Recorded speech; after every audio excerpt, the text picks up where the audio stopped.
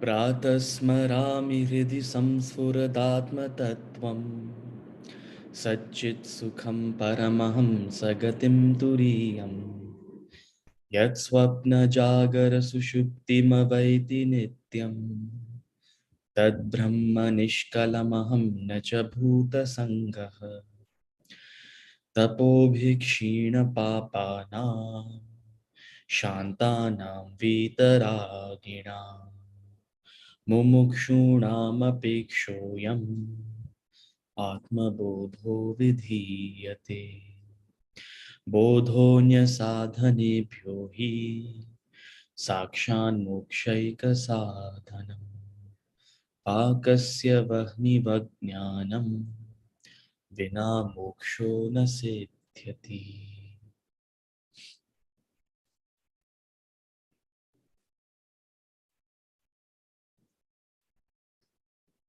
Hari Om. Welcome back to Gems of Bhagavad Gita. We will continue our discussion on the 16th chapter. We were discussing the qualities of a divine person. Daiva Sura Sampad Vibhaga Yoga. And हमने देखा कि एक दैविक मनुष्य के 26 गुण दिए गए हैं. 26 गुण for a दैव, for the divine. एंड उनमें से हमने करीब 11 क्वालिटीज, 11 गुण को हमने कवर कर चुके हैं. So will continue with the second verse where we left off yesterday without any further delay. We'll chant the verse together just so that we can reconnect on what we were discussing. Verse number 2 of chapter 16.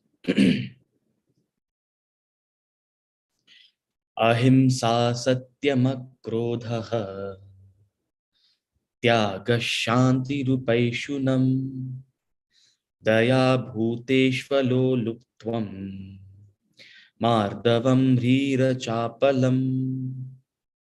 अहिंसा सत्यमक्रोधः त्यागः शान्तिरुपैशुनम् दया भूतेष्वलो लुप्त्वम् आर्दवं ह्रीरचापलम्. अहिंसा, सत्य, अक्रोध, त्याग, शांति, निंदा न करना, सब जीवों से दया, लिप्त न होना, कोमल, सुशील, छिछोरेपन से रहित. 11 more qualities: harmlessness, truth, absence of anger, renunciation, peace, absence of calumny, compassion for beings, uncovetousness, gentleness, modesty, absence of fickleness. We see 11 more qualities discussed in this verse. From these, we had covered the first two qualities, harmlessness and truth. Harmlessness, ahimsa bhav, is a mental quality, not a physical quality. Ahimsa is not non-injury. Ahimsa is not non-violence. It is non-injury. That intention in you to not cause any injury, that intention to you to ultimately do well for the person. Ultimately do well for the person. Now you decide, if you don't put the vaccine, oh, the vaccine is very painful, the vaccine is violent, the vaccine causes pain, the vaccine causes injury. And we all know what is the consequence of this disease, coronavirus. All of us must have known someone, seen someone, even in close quarters, who have struggled with this disease.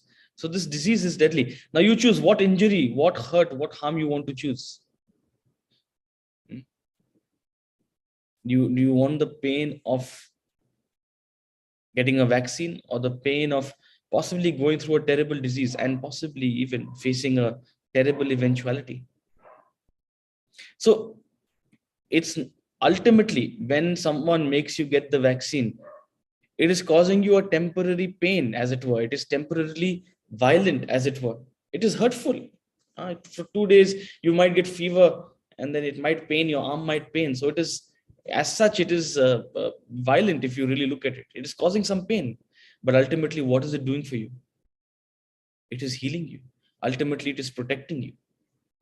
So what is the intention behind the apparently violent act, apparently hurtful act? What is the intention? The intention eventually is to give you lasting safety, lasting health. So sometimes you may have to be straightforward and tell someone. Yeah, we were talking at the physical level. At the emotional level, you may have to say something to someone which is very true, and it might hurt them. It might hurt them, but ultimately it will lead them to a realization, a growth. Ultimately, it will lead them to a realization, a growth. सच कड़वा होता है, पर सच बोलने से eventually भला होता है. That's what we have to understand. So, not hurting the person. We're not talk, I'm just trying to get to the depth of what is ahimsa. Ahimsa doesn't mean not hurting the person. Sometimes you may have to hurt, but the intention is to heal. The intention is not to harm. The intention is what is in the best interest of the other person. What is in the best interest of the other person? Harmlessness. How do I live life without being a burden on anyone? How do I not cause any harm, any hurt to anyone? Not only physical harm, even Vani se.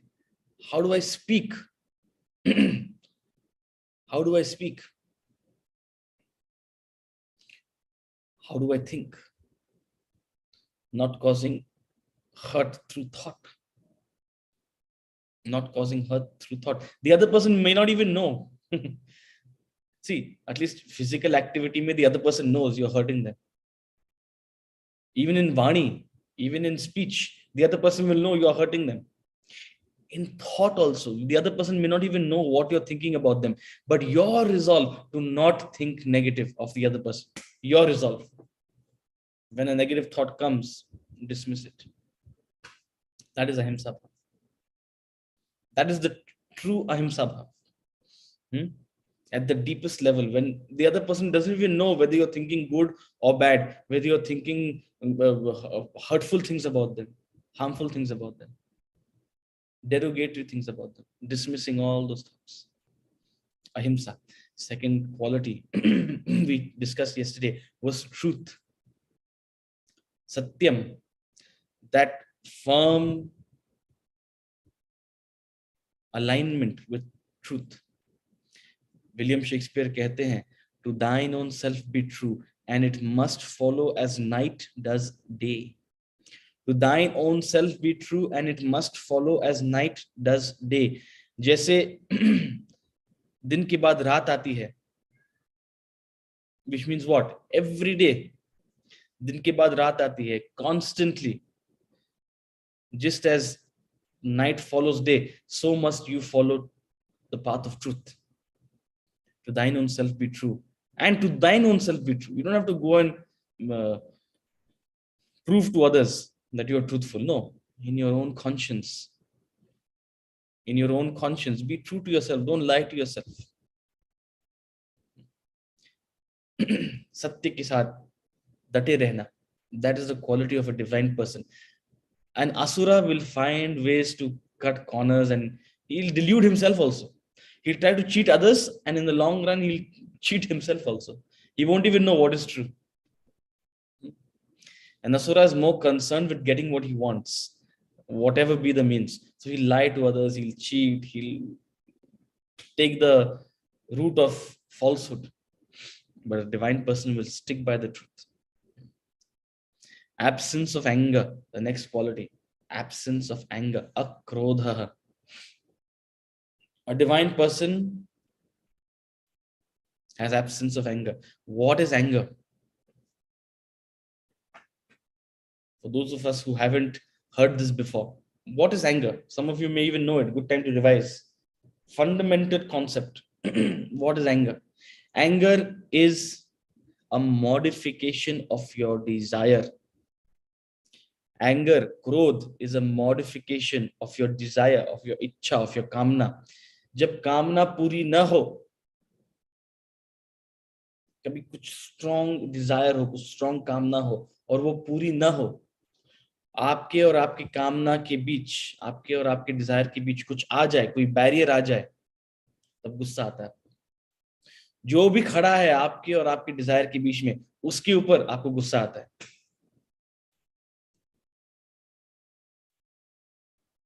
आपको movie देखने जाना है, Kashmir files, और movie का timing I don't know 10-15 minute में movie शुरू हो रही है और आप ट्रैफिक में फंसे हुए हो, आप उबर टैक्सी लेकर के आप कश्मीर फाइल्स देखने जा रहे हो, एंड जो ड्राइवर है आपको जो मिला है, फर्स्ट ऑफ ऑल ऐप में 4 मिनट दिखा रहा था, उसने 10 मिनट लगाए, उसमें आपको गुस्सा आ रहा है, कहाँ रह गया है ये, 4 मिनट दिखा रहा था। You get impatient, why?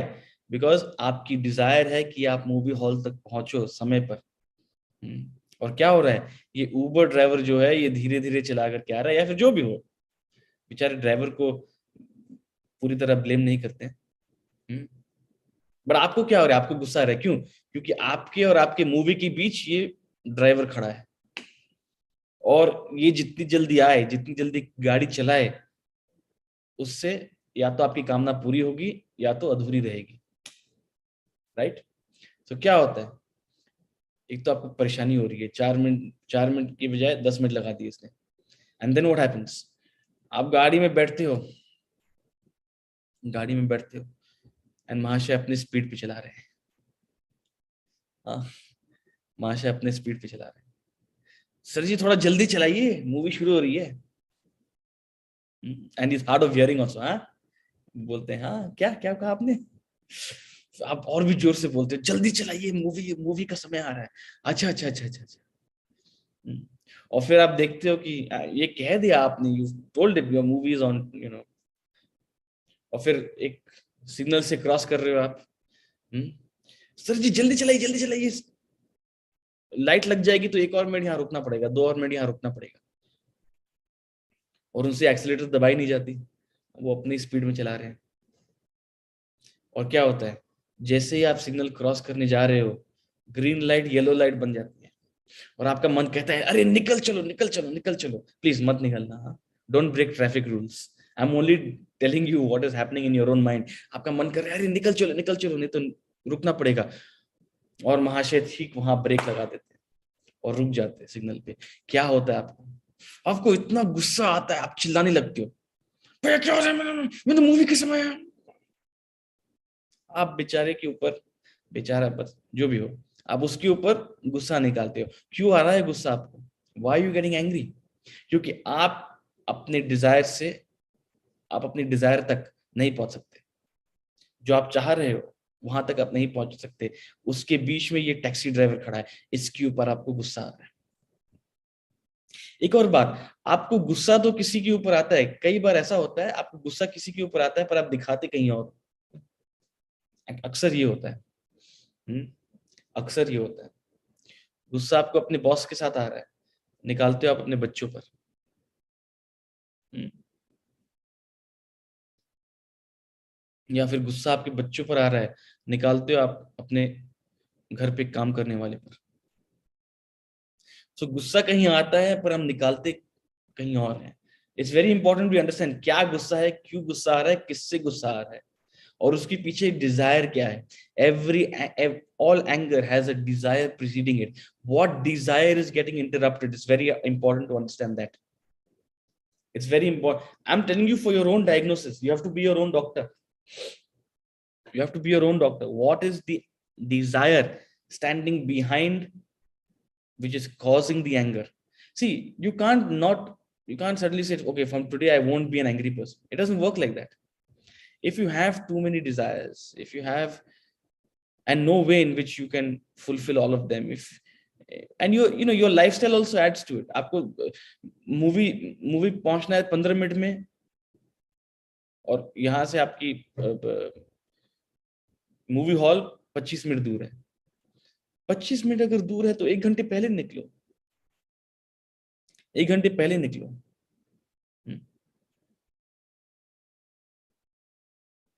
पर आप निकलते हो 15 मिनट पहले। Naturally even if you drive like Michael Schumacher, हाँ बेचारा उबर ड्राइवर आपको सही भी मिल गया, फिर भी आप टेंशन में रहोगे, हाँ, फिर भी आपको बेचैनी होगी। So you can make certain lifestyle changes which can help your anger. But the point is, how do you conquer that anger? You have to identify what is the desire preceding it.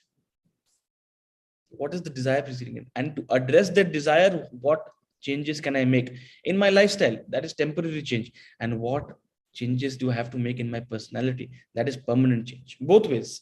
Even for temporary change and for permanent change, you have to understand what is the desire preceding it.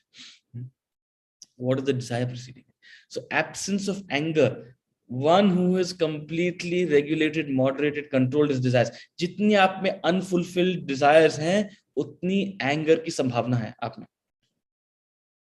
जितनी आपकी unfulfilled desires है, जितने strong desires हैं, उतनी आपको गुस्सा होने की संभावना है। That's the principle, that's the law. Too many desires, too much possibility for anger. Very few desires, very little possibility for anger. A divine person is one who has conquered his desire. कुछ Dzire होंगे बहुत कम, but वो पूरे उनके काबू में है. It's a completely under his control. The desire doesn't rule him, he rules the desire. So naturally, such a person, it's very difficult to get them angry. One more thing, there is a difference between losing your temper and using your temper. There is a difference between losing your temper and using your temper. What we're talking about, absence of anger, is the inner quality. अंदर से आप एकदम शांत हो, बाहर से आप कुछ भी दिखाओ. Sometimes you have to use your temper to send the right message to the other person. Sometimes you have to use your temper to make sure the other person stays in line. आप अगर घर में काम करा रहे हो, I'll give you a small example. आप घर में काम करा रहे हो, आपकी टॉयलेट का आप रेनोवेशन करा रहे हो, और उसमें आप 3-4 कॉन्ट्रैक्टर्स, हम एक कॉन्ट्रैक्टर को बुला रहे हैं और 3-4 काम करने वालों को बुला रहे हैं.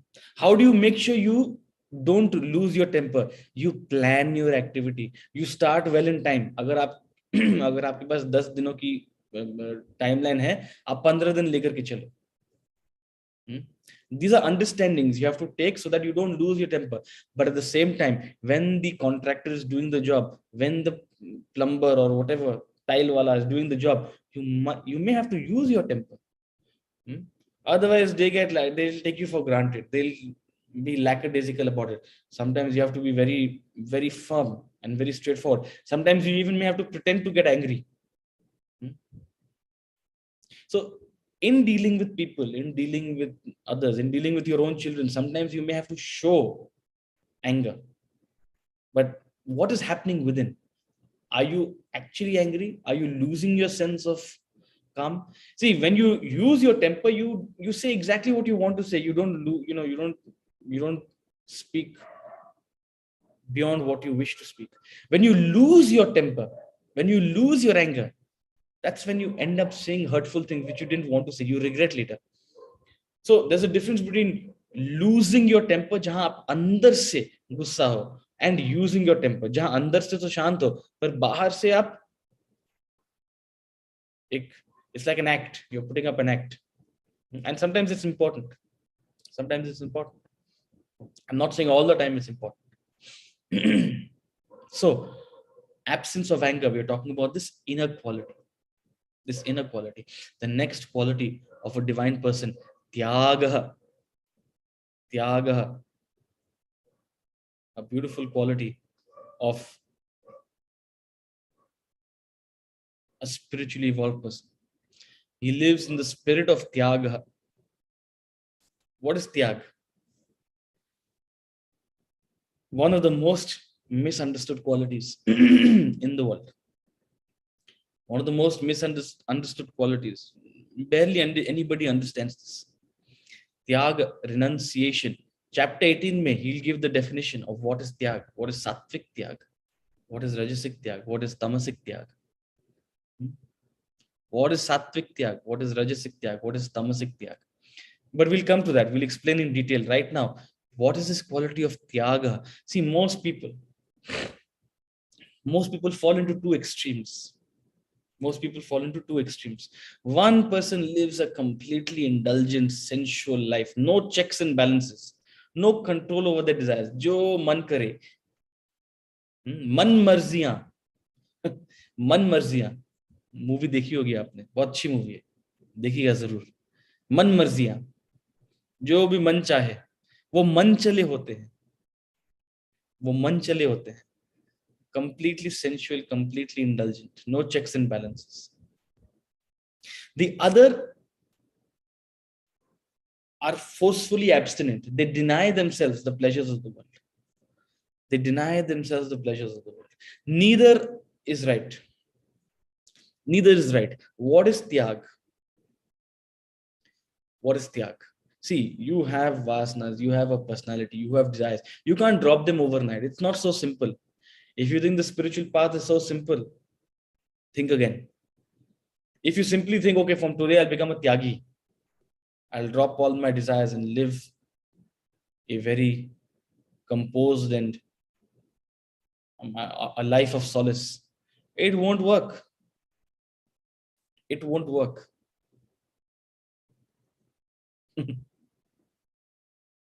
We can go to all sorts of spiritual retreats. Within 1 week, we'll want to come back home. We'll have a great time.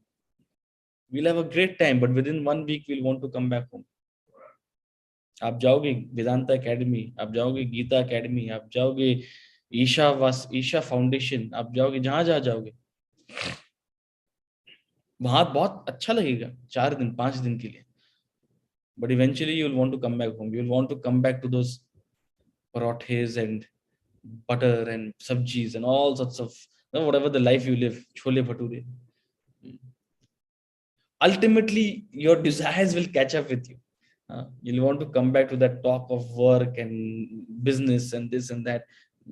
For a few days, it's good to be, you'll feel good to be away from it. What am I trying to say? I'm trying to say is that suddenly you can't say, okay, fine, I'm going to live the life in an ashram. It doesn't work like that. And please, the ashram also doesn't have space. The ashram also doesn't have space for full-timers. People think anytime I can go and settle down in an ashram. Ashram also don't have space like that. Ashram is a refuge, a temporary refuge. A temporary refuge. So, either extreme indulgence and impulsive abstinence, obsessive abstinence, suppression, neither is right. Neither is tyag. Both are not aligned with renunciation. What is the path of renunciation? What is the path of tyaga? What is the path of tyaga? In tyaga, it's again a mental practice. Tyaga is a mental practice. You understand that at a physiological level, even at a psychological level, your mind may have some desires, your body may have some desires. You cater to it. It's okay. Tyag doesn't mean physical abstinence, complete physical abstinence, but it includes a mental practice. It includes a mental practice. You don't let your mind slip into the experience. You don't let your mind slip into the experience. There's a concept which we may have learned in chapter 2, long time ago. So I don't expect maybe some of you will even remember it. Most of you may not even remember it. End perception with perception. End perception with perception. Neither do you indulge nor do you abstain. You are enjoying something, you are experiencing something, you're a part of something. Do it and forget it, leave it, move ahead. End that perception with it, with the perception. Don't keep coming back to it and thinking, oh, how much I loved it, how much I want to do it again. Oh, we will do this next time. When you indulge in an experience after it has passed, you create more desires. In tyaga, what is the principle of tyaga? I am not going to create more vasanas. Whatever my desires are, whatever my obligations are, whatever my role is, I will fulfill to the best of my abilities. If I am a father, I will raise my family. If I'm a business person, I will do my business. If I'm a teacher, I will teach. If I'm a professional, I'll do my work. Whatever roles and responsibilities I have, I will do to the best of my abilities, beautifully. But I will not allow more desires, new desires to develop. I'll have that check and balance. That's the work of Tyaga. That's the work of Tyaga. So Sattvic renunciation in chapter 18, Sattvic Tyag, is defined as performing your obligatory functions in life. It's beautiful. What a definition. What a definition. We think Tyag means giving up. We think Tyag means stopping. We think Tyag means सब कुछ छोड़ दो और दूर चले जाओ. Chapter 18 में भगवान कहते हैं सात्विक त्याग क्या है? To perform your obligatory duty to the best of your ability. What do you sacrifice? You sacrifice your ego. You sacrifice your kartritva bhav and your bhoktritva bhav. No bhoktritva bhav, ending perception with the perception. Once it's done, cut it. No kartritva bhav, I am doing it. I am so great. I am the doer. Sattvic tyag. And that's the beautiful quality that a spiritual person possesses. Neither abstinence nor indulgence. Neither extreme abstinence, nor forcible abstinence, nor indulgence. See, if you're having to forcefully abstain from something, it means, what does it mean? It means there's the desire.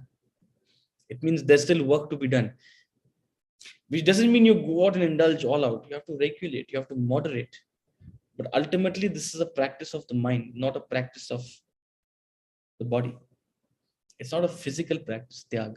It's a mental practice. So the next quality of a spiritually evolved person, shanti. Shanti. Complete equanimity. Absence of agitation.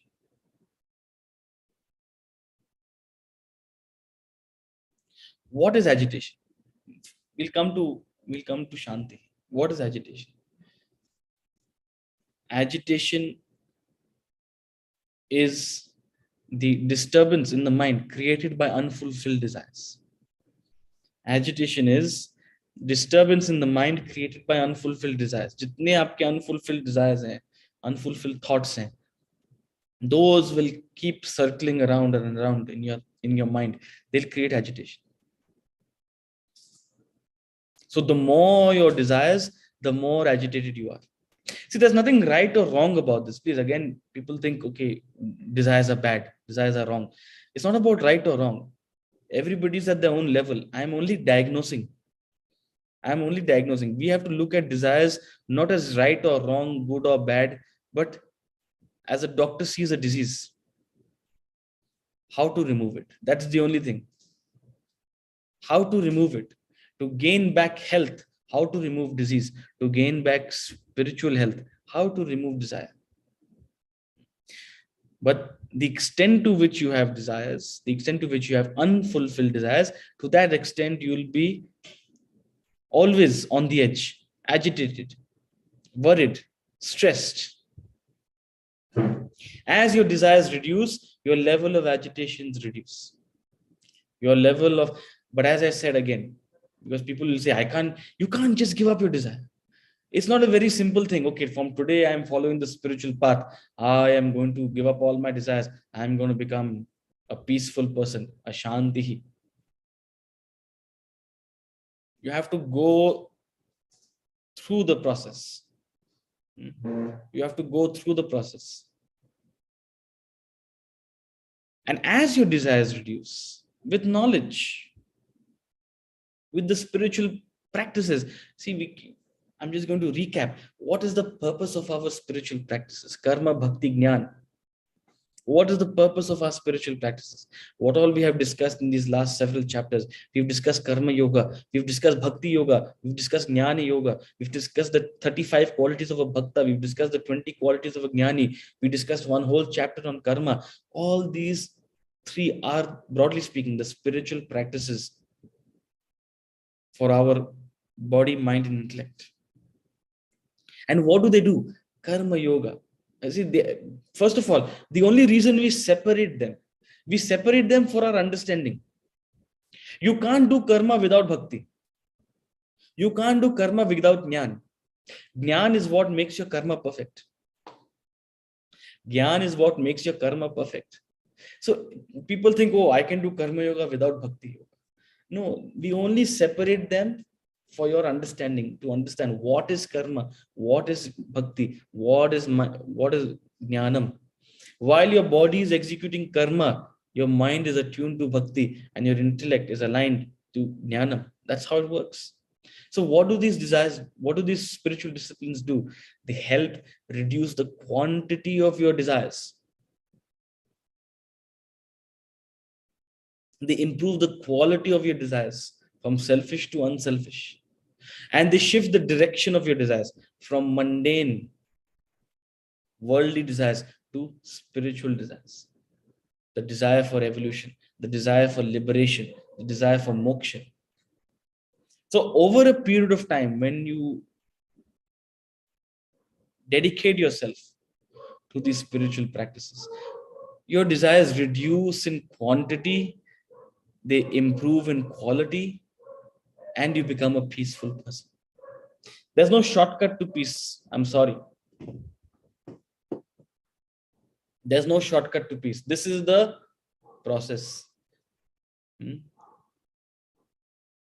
Any major surgery, you have to take medicines for months and months and months.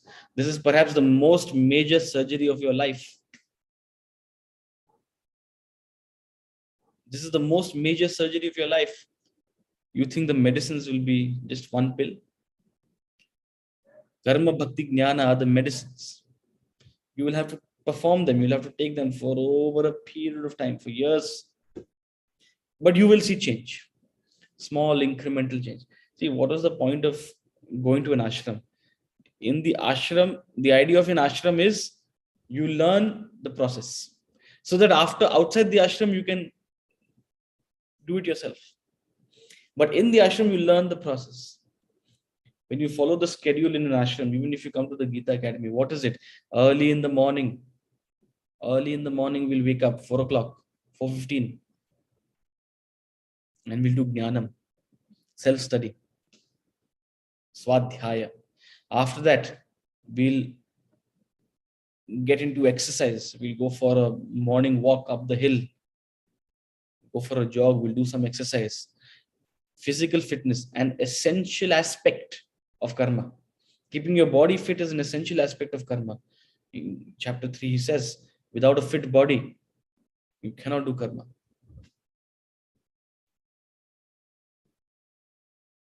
And then after that, you come back, wash up, get prepared, shaucham, you get clean in order to enter class. Jnanam, for 1.5 hours you are in class. After that, after class, 11 to 1:15, you're doing karma. Whatever responsibilities you have at the ashram, whenever you're visiting, whether you're a student there or a guest there is no concept of guests. Once you come there, you're a student.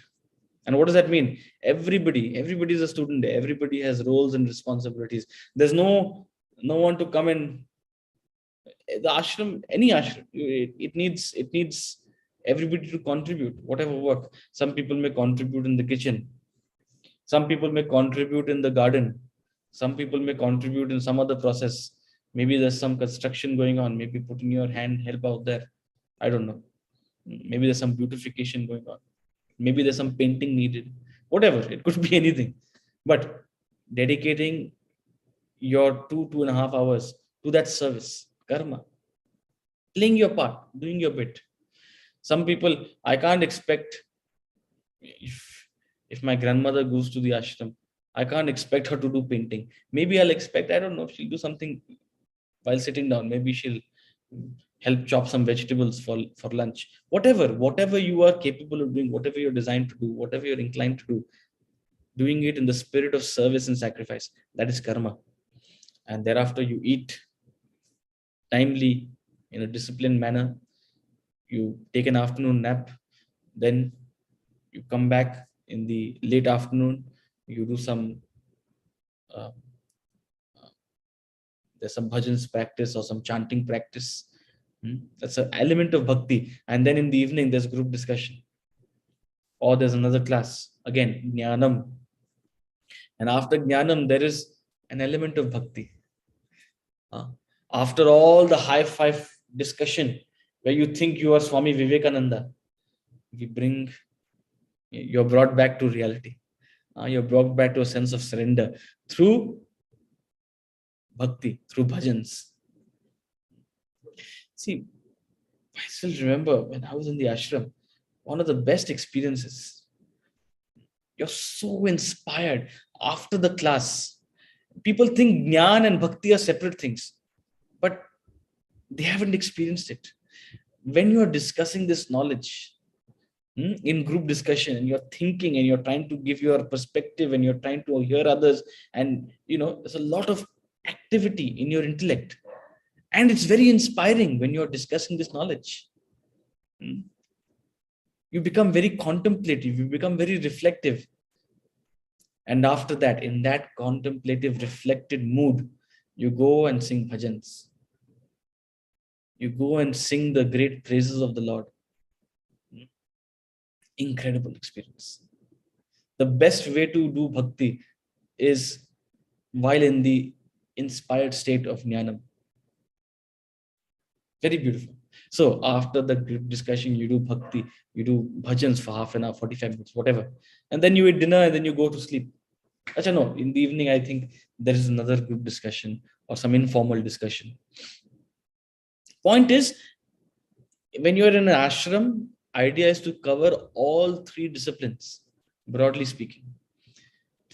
And do it over and over again, so that it can become a part of you. So that when you go back home, maybe 10%, 20%, 30% you still retain, you follow. Maybe you wake up in the morning and you study. Maybe you take out half an hour for bhajans every day. And of course, you take back the knowledge with you, you take back the techniques with you, which you will apply in your day-to-day life, hopefully. So that's the idea of an ashram. And what happens over a period of time when you do karma bhakti jnana? Your desires reduce in quantity, they improve in quality, and you become shanti, a peaceful person. So a spiritually evolved person has attained this shanti. He doesn't do it overnight. That's what we're trying to say. It takes time, it takes effort. It takes time and effort. So the next quality, absence of calumny. Absence of calumny.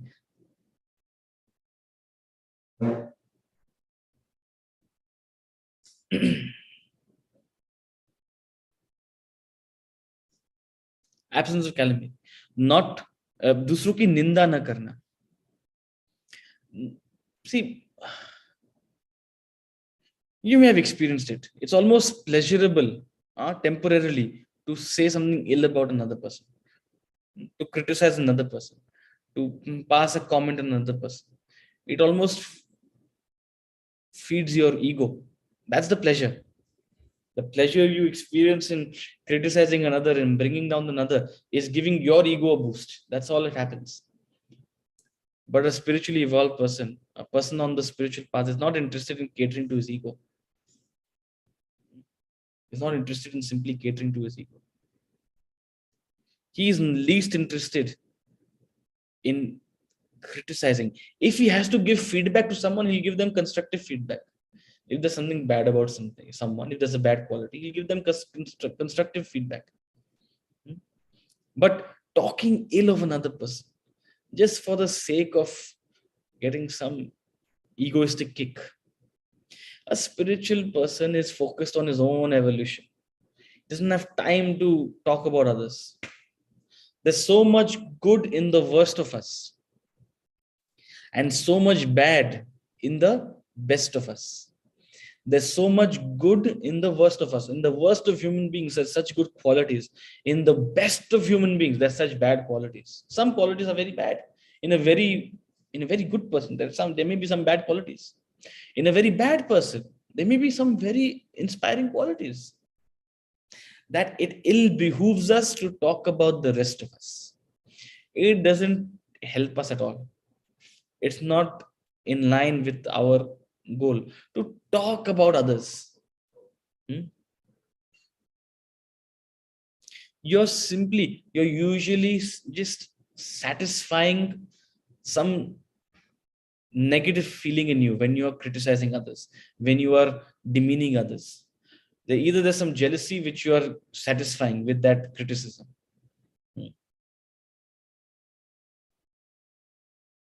Initially, it's very fulfilling, but it's a pathetic way to live. If you are on the spiritual path, if you are serious about this path, forget everyone else. Stop concerning yourself with others. Focus on your own evolution. Focus on your own evolution. Focus on becoming, on growing yourself. And when you grow, you will inspire others. That's the idea. Everybody is on their own journey. So maintain that healthy relationship with everyone. If you want to give feedback, do it only for constructive purposes. Don't indulge in unnecessary slander, in unnecessary gossip, and unnecessary criticism. You're not here to do a charitra chitran of others. You have no jurisdiction over others' personality. Stop wasting your time. Absence of calumny. A spiritual person is not interested in demeaning others, not even focused on others. Not even focused on others. Last quality we'll take up today before we conclude. Daya bhuteshu. Compassion for beings. Sab jivo se daya. A compassion for all beings. Compassion is the hallmark of spiritual evolution.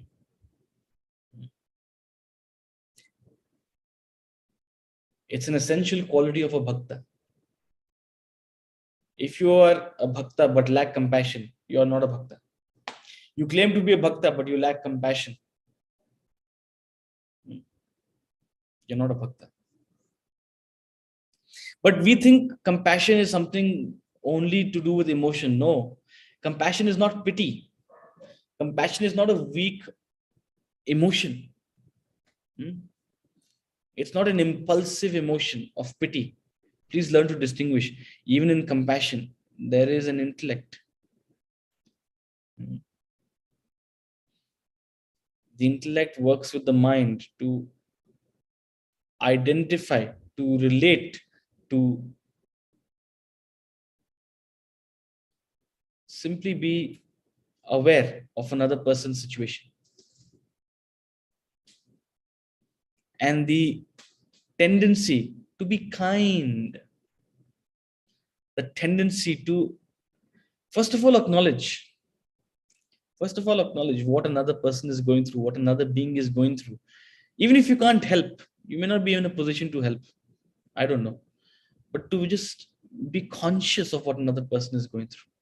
And if you can, supporting them, helping them, guiding them, leading them to a solution. Compassion doesn't mean you sit and cry with them only. You're finding them a solution. You need an intellect for that. You're finding them a proper solution. In pity, you try to look for impulsive solution. It ends up being counterproductive. In compassion, you look for true solutions. See, you can either give a fish or you can teach someone how to fish. I don't like this example because I don't fish, I don't eat fish, I don't have any idea what is this fishing. But you know that saying, right? You can either give someone fish or you can teach them how to fish. When you give someone fish, you're helping them, no doubt. But you're keeping them dependent on you. You're simply impulsively trying to give them something out of true affection, out of true concern. But your help will end when you stop giving. Instead, if you help them to fish, when you help them to fish, what happens? They become self-sufficient. They're not dependent on you anymore. So your compassion must translate into action, which helps the other person rise above their problem, helps the other person find a solution which is independent of your interference. We need to lead to that independence. So compassion, daya bhuteshu, very beautiful quality, arises from a pure mind, which has an awareness of another person's condition and an intellect that is resolved to help them, either provide some solace and, if possible, provide a solution. That is compassion for all beings. Contrary to this is someone who's only concerned with themselves. Contrary to this is someone who will only cater to themselves, even at the cost of others, is completely blind to the existence and needs of others. No compassion. Such a person is not fit to be a human being. I'm making a very bold statement. If you lack compassion, you are not fit to be a human being. With that thought, we'll conclude today's class. We are going slow, but we are going slow with a purpose. I hope you are all appreciating covering these qualities in depth, because this is what will help us. These are the yardsticks with which we can measure ourselves. So with that thought, we'll conclude today's discussion, and we'll continue our discussion on these qualities tomorrow, right here on Zoom at 7 a.m. Hari Om Tat Sat.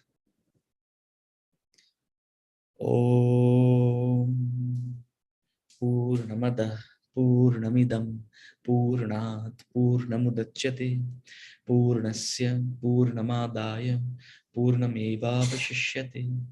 Om Shanti Shanti Shanti.